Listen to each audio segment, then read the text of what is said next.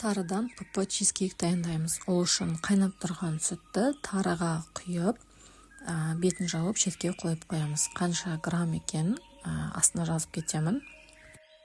Сүт тарыны жауып тұратындай болу керек. Енді основасын жасаймыз. Ол үшін талқанға сироп топинамбура құямыз, немесе бал алсаңыздар болады.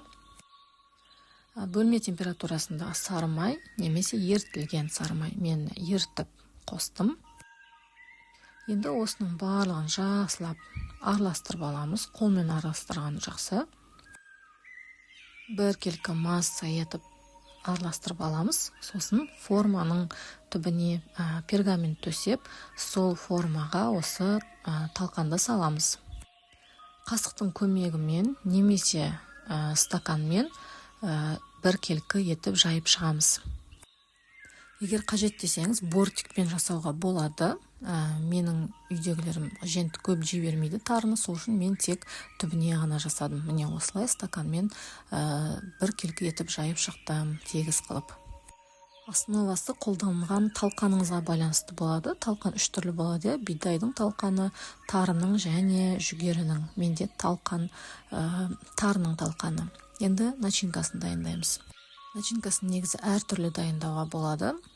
Мұнда менде творожный сыр, сливки және сметана. Осыған 2 жұмыртқа қосамыз. Аздап кукурузный крахмал қостым және подсластитель қосамыз. Мен мына жерде алдымен массаны араластырып алдым. Одан кейін барып подсластитель қостым. Әр түрлі подсластитель қосуға болады. Фитпарат номер 7 немесе пребио свит қосуға болады. Мен пребио свит қостым. Эритрит немесе стевия қосуға болады. Әркім өз қалауына қарай және кімге не қолдануға болады, соны қосасыздар. Енді осының барлығын араластырып алып, соңынан тарыны қосамыз. Егер сүтіңіз көп болған болса, сүзіп аласыз, сүтін аздап төгіп тастайсыз. Менде сүтті көп болған жоқ, осылай тартылды. Енді основаның үстінен осы массамызды құямыз, начинкасын. 110 градуста 1 сағат 20 минут арасында пісіріп аламыз. Мен ұзақта ұстап қойдым. Сол үшін беті осындай болып қалды кішкене.